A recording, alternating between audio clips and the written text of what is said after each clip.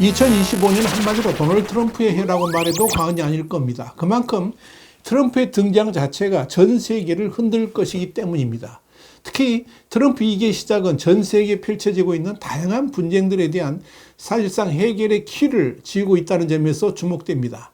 그런 점에서 미국을 다시 위대하게 만들기 위해 외교정책을 개편하려는 트럼프 2기 행정부의 노력에 대한 기대는 매우 높다, 이렇게 볼 수 있습니다.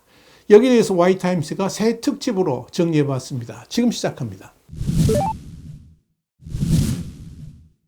미국의 시사주간지 뉴스위크는 지난 12월 29일 트럼프가 2025년에 맡아야 할 10가지 세계 갈등을 요약해서 소개를 했습니다. 첫 번째가 하마스와 이스라엘 전쟁 확대입니다.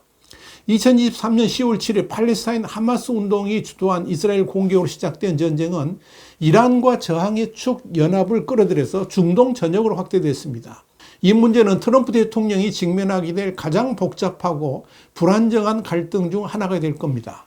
베냐민 네타냐후 이스라엘 총리의 전통적인 동맹인 트럼프는 가자 지구에서 하마스가 여전히 억류하고 있는 약 100명의 인질을 취임 전에 석방하지 않으면 중동에서 대가를 치르게 될 것이라고 공개적으로 경고를 했습니다. 그러나 트럼프는 취임 전에 분쟁을 완전히 종식시켜야 한다는 요구를 표명하면서 동시에 장기화된 전쟁에 대처하는 네타냐후에 대한 비판의 목소리도 높였습니다. 분명한 것은 이스라엘의 가자지구 공격 등 분쟁은 여전히 소멸되지 않고 그 불씨는 아직도 타오르고 있다는 점입니다. 또 이스라엘과 후티 반군과의 갈등도 확대 일로를 걷고 있습니다. 물론 트럼프는 이런 영원한 전쟁에 휘말리는 것을 원하지 않겠지만 억지력 차원에서라도 트럼프는 개입하지 않을 수가 없을 겁니다. 특히 중동 지역의 중국 개입 전략을 미국이 어떻게 컨트롤할지도 주요 관심거리입니다. 3년째를 맞이하는 러시아와 우크라이나의 유혈 충돌은 지역 및 세계 세력 균형을 뒤흔들 잠재력을 가지고 있습니다. 2차 세계대전 이후 유럽에서 가장 치명적인 이 분쟁은 미국 외교 정책에서 가장 중요한 이슈 중에 하나입니다. 이 전쟁과 관련해 눈길을 끄는 것은 과연 트럼프가 그동안 바이든 정부 때와 같이 우크라이나의 승리를 위한 지원을 계속할 것인가의 여부입니다. 분명 그동안 트럼프가 보여주었던 행보는 전쟁을 신속히 끝낼 것이고 그것도 우크라이나에게 유리한 방향은 아닐 것이다 하는 사실이었습니다.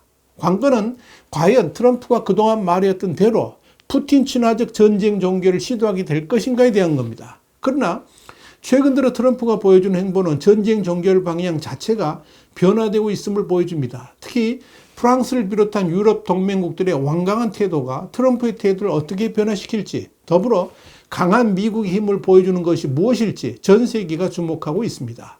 시리아 알 아사드의 몰락은 2011년 정부군과 반군 및 지하디스트 간의 충돌로 발발한 시리아 내전에서 가장 중요한 전환점이 되었지만 반군의 승리는 새로운 잠재적 위험을 가져왔습니다. 관건은 현재 시리아를 통치하는 아흐메드 알 샤라니가 어떤 나라로 시리아를 변화시킬지의 여부입니다. 그는 일단 더 자유롭고 포용적인 국가의 미래를 약속하고 있지만 미국의 지원을 받는 쿠르드족 주도 세력인 시리아 민주군과 터키의 지원을 받는 시리아 국가군 간의 충돌이 발생하면서 새로운 지도자의 의도에 대해서 회의적인 시각을 드러내고 있기도 합니다. 특히 눈여겨볼 것은 트럼프 일기 때 시리아 주둔 미군의 철수를 요구한 바 있었는데 미 국방부 통계에 따르면 실제로는 약 2,000여 명의 미군이 철수를 했는데 트럼프는 최근에도 시리아에 과연 미군이 주둔하는 것이 맞는지 의구심을 드러낸 바 있습니다. 그런데 시리아 내전의 복잡성을 더하는 것은 정부 붕괴 몇 시간 후 이스라엘이 분쟁 지역인 골란고원의 유엔 감시 완충지대에 대규모로 침입을 한 것입니다. 그런데 지난 2019년 당시 트럼프 대통령은 이스라엘이 1967년 처음 점령한 전략지역에 대한 1981년 합병을 인정함으로써 미국의 전통적인 외교 정책을 깨트린 바 있습니다. 문제는 최근 이스라엘의 골란고원 점령 등의 문제에 대해서 트럼프가 이스라엘의 영토 점령을 인정이라도 하게 된다면 나머지 아랍 세계와의 관계는 중대한 돌발 변수가 될 가능성도 있습니다. 네 번째는 미얀마 내전입니다. 미얀마 내전도 또 다른 관심사입니다. 2021년부터 시작된 미얀마 내란은 현재 반군이 정부군을 압도하고 있는 형국을 보이고 있습니다. 미얀마의 폭력은 주로 군부가 주도하는 국가행정위원회가 민주적으로 선출된 아웅산 수치 국가자문역으로부터 정권을 탈취한 후에 발생한 민족주의 운동과 정치적 봉기에 의해서 촉발됐습니다. 문제는 미얀마 내전에 중국이 알게 모르게 깊이 개입되어 있다는 점입니다. 과거 정부군이 우세를 보일 때는 그쪽에 집중적 지원을 했었지만 반군이 반전을 보이자 이제는 중립적 자세를 보이면서 미얀마를 중국 품에 묶어두려고 하고 있습니다. 이런 사태에 미국이 과연 어떤 태도를 보일지도 관심거리입니다. 수단도 최근 민주적 통치로의 전환을 시도하다가 군부 장악과 내부 갈등으로 인해서 뒤집힌 또 다른 국가입니다. 오마르 알 바시르 전 대통령이 몰락한 2년 후에 압델 파타 알 부르안이 이끄는 수단 군대는 2021년에 단명했던 민간 정부를 무너뜨렸고 2023년에 헤메티로 널리 알려진 모하메드 함단 다갈로가 이끄는 신속 지원군의 반란에 직면하게 됩니다. 아랍어를 사용하는 이 거대한 동북아프리카 국가는 이후 수도 하루툰마저 분열된 채 옛 동맹국 간의 폭력 사태에 휩싸여 있습니다. 양측 모두 인권 침해 혐의를 받고 있고 전국적인 전투로 인해서 오늘날 세계 최대의 난민 위기가 발생했고 기근이 악화되어 수단 국민들의 고통이 더욱 가중되고 있습니다. 문제는 수단의 내전에 여러 나라가 관여되어 있다는 점입니다. 이집트와 이란은 수단 군대에 군사 지원을 제공한 것으로 알려진 국가 중 하나이고 에티오피아와 아랍에미리트는 신속 지원군을 지원했다는 의혹을 받고 있습니다. 여기에 수단의 항구를 건설하는 러시아도 호시탐탐 양측에 군사적 지원을 하고 있습니다. 그런데 트럼프 역시 수단에 대해서 관심을 갖고 있습니다. 그러나 지금 미국은 마땅히 이 내전에 개입할 방도를 찾지 못하고 있습니다. 트럼프는 과연 이 난제를 어떻게 풀어갈까요? 여섯 번째는 아프리카 뿔 지역 분쟁입니다. 수단에서 내전이 격화되는 가운데 이웃 에티오피아도 다양한 민족 민병대 운동과 정부가 동시에 충돌하면서 폭력적인 내부 갈등으로 고통을 받고 있습니다. 티그레이 인민해방전선 및 오가덴 민족해방전선과 같은 다른 그룹과의 휴전은 긴장이 고조되면서 시험대에 올랐습니다. 그런데 지역적 갈등으로 인해서 에티오피아와 에리트레아, 소말리아가 맺은 평화협정도 흔들리고 있습니다.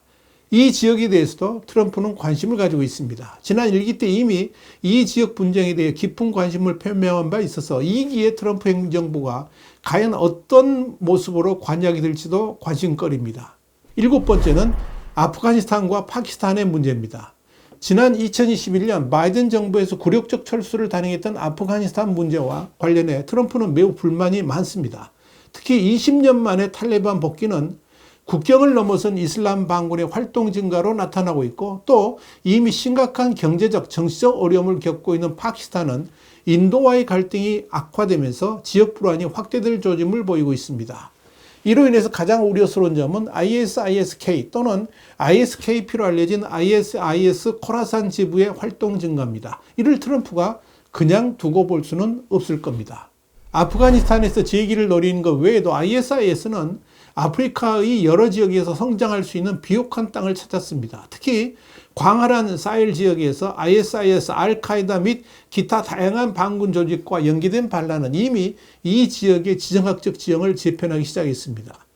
2021년부터 23년까지 1년의 쿠데타 이후에 부르키나파소, 말리, 니제르의 인접 국가들에서 군부가 주도하는 새로운 정부가 작년에 사헬 국가연합이라는 새로운 연맹을 설립했습니다. 이들의 목표는 프랑스 및 기타 서방 강대국과 정면 대결하는 것입니다. 그러면서 러시아와 중국의 입지 강화도 추진하고 있습니다. 이런 흐름에 대해서 트럼프 2기 정부는 과연 어떻게 대응할까요?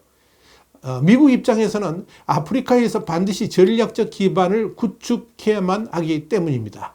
아홉 번째는 IT 갱단의 폭력입니다. 미국 해안에서 아주 가까운 카리브해 국가 하이티에서는 2020년 강력한 갱단이 수도 포르토 프랑스 일부를 점령한 이후에 경찰, 언론이 민간에 대한 공격을 강화하는 등 위기가 고조되고 있습니다. 2021년 조베넬 모아이스 대통령의 암살과 올해 2월 아리엘 헨리 총리의 사임으로 현재 과도 정부가 이끄는 하이티의 정치적 혼란도 깊어집니다. 아프가니스탄, 소말리아, 수단과 마찬가지로 트럼프가 실패한 국가라고 지칭한 이 하이티에 대한 주요 우려는 고국의 빈곤과 폭력을 피해서 미국으로 유입되는 이민자들에 관한 것입니다. 트럼프는 하이티 공동체에 대한 경멸적인 견해를 자주 표명해서 활동가들의 반발을 불러일으켰고 그중 일부는 IT 갱단이 휘두르는 총기의 압도적 다수가 미국산이라는 점을 지적했습니다. 그렇기 때문에 어떤 방법으로든 미국은 개입할 수밖에 없을 겁니다. 과연 트럼프 선택은 어떻게 나타날까요? 트럼프의 선거 공약인 불법 이주 문제에 관해서는 남부 국경보다 더 자주 거론된 문제는 없습니다. 불법 이민자의 대량 추방을 맹세한 것 외에도 트럼프는 멕시코의 강력한 마약 카르텔에 대한 미국의 군사행동을 확실히 고려할 것이라고 말하기까지 했습니다. 그렇기 때문에 트럼프는 어떤 방식으로든 개입할 것입니다. 과연 그 방안은 무엇일까요? 특히 트럼프 대통령은 멕시코 문제와 관련해 두 번째 임기 초기에 더욱 공격적인 조치를 추진할 가능성이 높기 때문에 차기 행정부의 정책 성공을 결정하는 핵심 지표가 될 수도 있을 것입니다. 이렇게 2025년은 트럼프 변수가 가득한 해가 될 것입니다. 글로벌 정치와 경제를 뒤흔들 트럼프 효과가 어떻게 나타날지 새해도 계속 이 문제들을 집중 분석해 나가도록 하겠습니다. 화이트하우스 국제정세 분석의 추국이었습니다. 감사합니다.